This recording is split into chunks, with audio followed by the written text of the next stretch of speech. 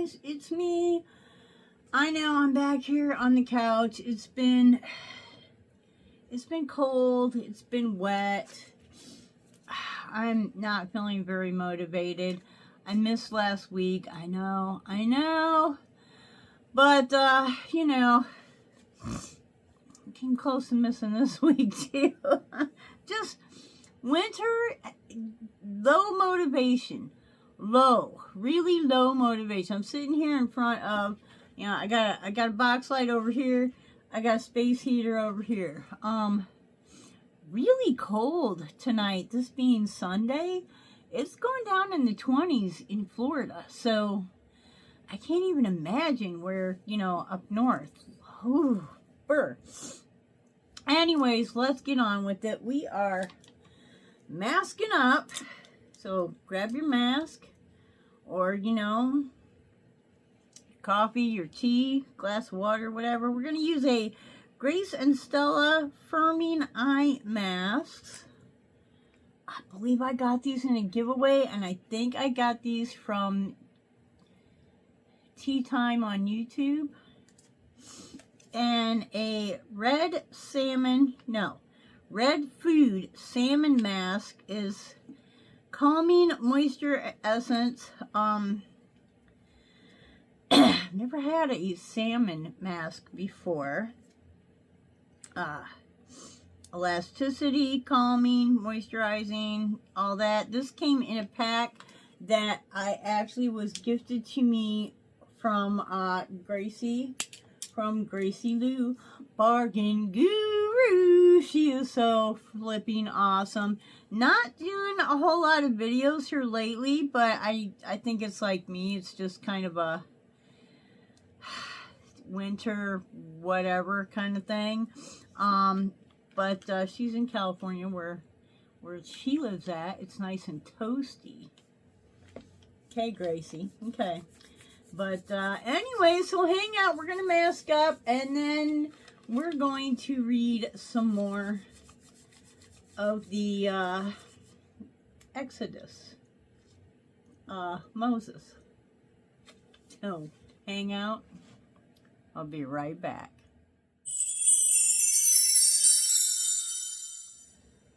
Okay, so the under eye mask from Grace and Stella, nice and thick, had no fear of them ripping while I'm trying to apply them. Really like those.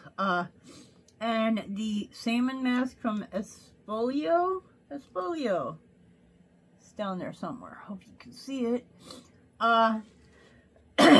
Nice serum, not watery, but not real, you know, it's not creamy, but it's not watery. It just feels like a nice serum. So, you know, happy with that as well.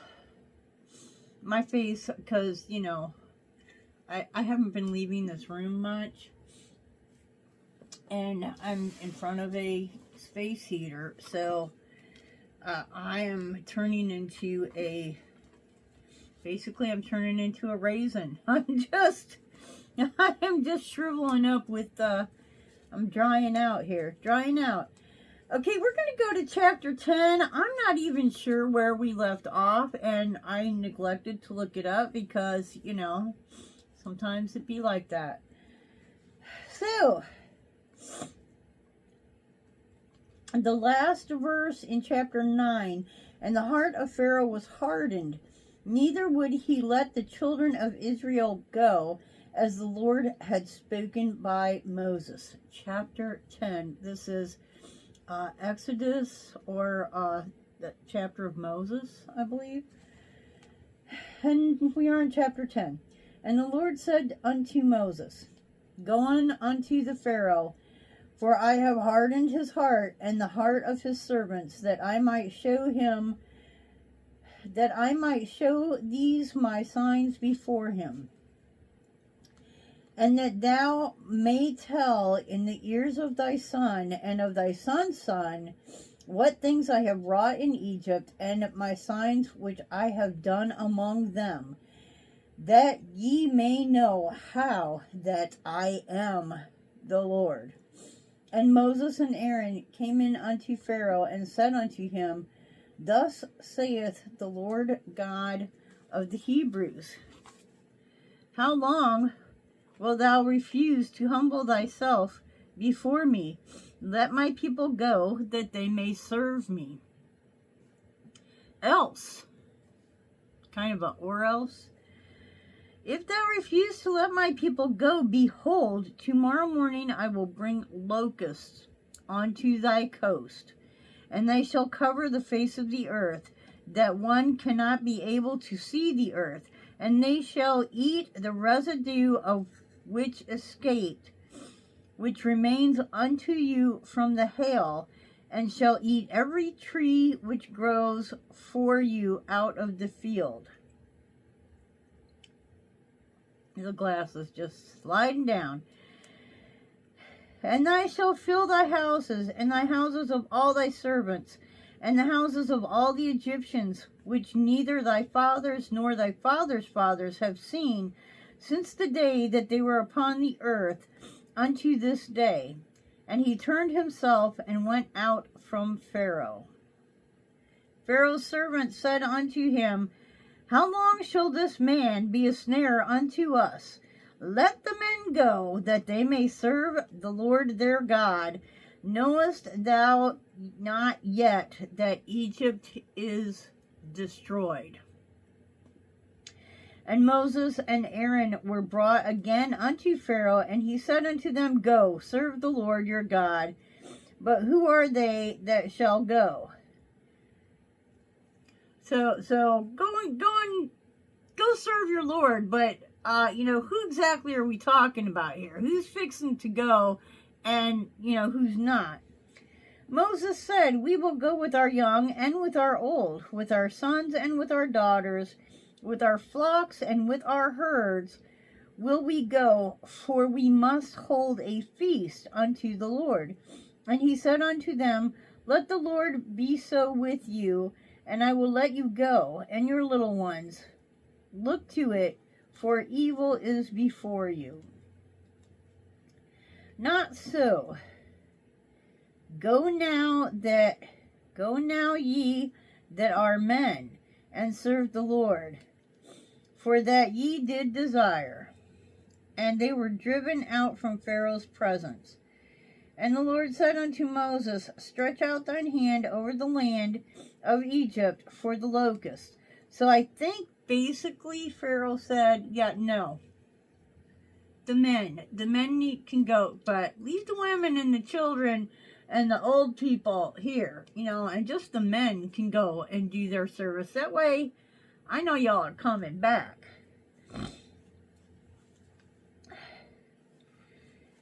And the Lord said unto Moses, Stretch out thine hand over the land of Egypt for the locusts, that they may come upon the land of Egypt and eat every herb of the land, even all that the hail had left. And Moses stretched forth his rod over the land of Egypt, and the Lord brought forth an east wind upon the land all that day and all that night. And when it was morning, the east wind brought the locusts. And the locusts went up over all the land of Egypt and rested on the coasts of Egypt. Very grievous were they. Before them there were no such locusts as they. Neither after them shall be such. So these were like the worst locusts imaginable ever, never before and never again. For they covered the face of the whole earth, so that the land was darkened. And they did eat every herb of the land, and all of the fruit of the trees which the hail had left. And there remained not one green thing in the trees or in the herbs of the field through all the land of Egypt. Then Pharaoh called for Moses and Aaron in haste, and he said, I have sinned against the Lord your God and against you. Now therefore forgive, I pray thee, my sin only, this once, and entreat the Lord your God that he may take away from me this death only. And he went out from the Pharaoh and entreated the Lord. And the Lord turned a mighty strong west wind, which took away the locusts and cast them into the Red Sea. There remained not one locust in all the coasts of Egypt. But the Lord hardened Pharaoh's heart, so that he would not let the children of Israel go. And the Lord said unto Moses, stretch out thine hand toward heaven, that there may be darkness over the land of Egypt, even darkness which may be felt. So this is more than just the absence of light. This is the absence of goodness. And Moses stretched forth his hand toward heaven, and there was a thick darkness that in all the land of Egypt. Okay. Moses stretched forth his hand toward heaven, and there was a thick darkness in all the land of Egypt 3 days. They saw not one another, neither rose any from his place for 3 days. But all the children of Israel had light in their dwellings.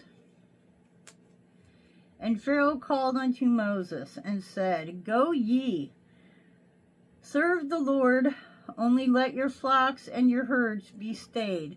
Let your little ones also go with you. And Moses said, thou must give us also sacrifices and burnt offerings, that we may sacrifice unto the Lord our God. Our cattle shall also go with us. There shall not a hoof be left behind. For therefore we must take to serve the Lord our God, and we know not with what we must serve the Lord until we come together. But the Lord hardened Pharaoh's heart, and he would not let them go. I know. And Pharaoh said unto him, get thee from me, take heed to thyself, see my face no more, for in that day that thou seest my face, thou shalt die. And Moses said, thou hast spoken well, and I will see thy face again no more. Chapter 11. And the Lord said unto Moses, yet I will bring one plague more upon the Pharaoh and upon Egypt. Afterwards he will let you go hence. When he shall let you go, he shall surely thrust you out hence altogether. Speak now in the ears of the people, and let every man borrow of his neighbor, and every woman of her neighbor, jewels of silver and jewels of gold. And the Lord gave the people favor in the sight of the Egyptians. Moreover, the man Moses was very great in the land of Egypt, in the sight of Pharaoh's servants, and in the sight of the people. And Moses said, thus saith the Lord, about midnight will I go out into the midst of Egypt, and all the firstborn in the land of Egypt shall die, from the firstborn of Pharaoh that sit upon his throne, even unto the firstborn of the maidservant that is behind the mill, and all the firstborn of beasts. And there shall be a great cry throughout the land of Egypt, such as there was none like it, nor shall be like it any more. But against any of the children of Israel shall not a dog move his tongue against a man or beast, that ye may know how that the Lord doth put a difference between Egyptians and Israel. And all these thy servants shall come down unto me, and bow down themselves unto me, saying, get thee out. And all the people that follow thee, after that I will go out. And he went out from Pharaoh in a great anger. And the Lord said unto Moses, Pharaoh shall not hearken unto you, that my wonders may be multiplied in the land of Egypt. And Moses and Aaron did all these wonders before Pharaoh, and the Lord hardened Pharaoh's heart, so that he would not let the children of Israel go out of his land. La, la, la. Okay, wow. And that's the end. Okay, so that last verse was, and Moses and Aaron did all those wonders before Pharaoh, and the Lord hardened Pharaoh's heart, so that he would not let children of Israel go out of his land. And next is chapter 12, and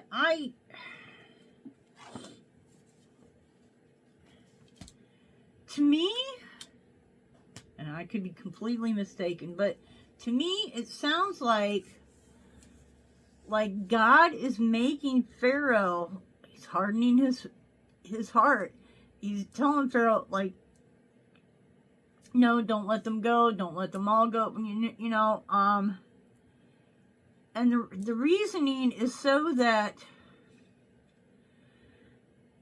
God wants to put all of these curses around Egypt so that everyone can see, and that there is no doubt in anyone's mind how powerful the Lord is.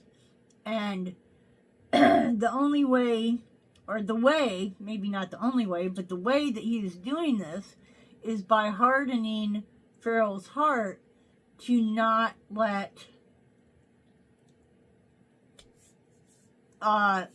Israel go. Also, another little discrepancy in what I had thought was I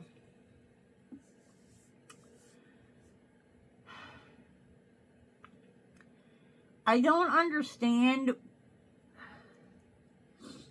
Moses, God is saying to Moses, tell him that you're just going to come out into the wilderness and, you know, have your festival, and then you're going to go back.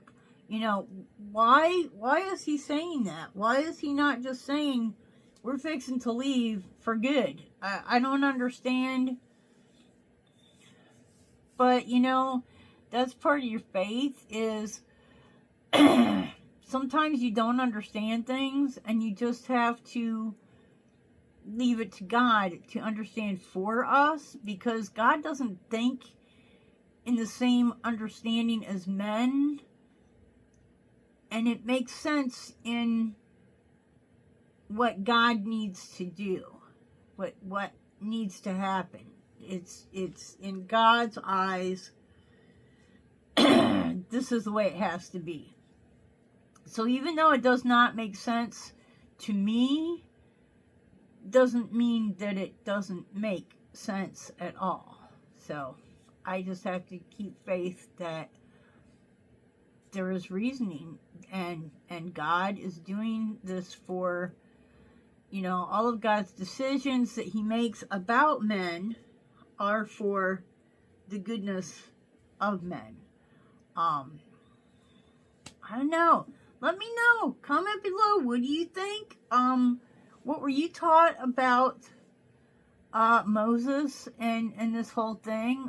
Like I said, I didn't realize that the initial Moses, God told Moses to just ask, you know, no, we're going to take the people and leave, but tell Pharaoh that you just want to go out and have a festival and praise your Lord, and, you know, then you're coming back. I never learned it like that. So reading the Bible has opened my eyes to a few things that, you know, when you, I mean, pretty much everything I know was from Bible school and Sunday school, and you know, hearing some sermons, but it just, these little things make a big difference. And there are a lot of little things that are not the same as how I remember learning it. So I'm really happy that I made the decision to read the Bible, and I hope that you will make the decision to listen or read it on your own. And until the next time, I hope you wake up dancing, ba-bum, bum. Wake up dancing every single day. Bye-bye, and God bless you.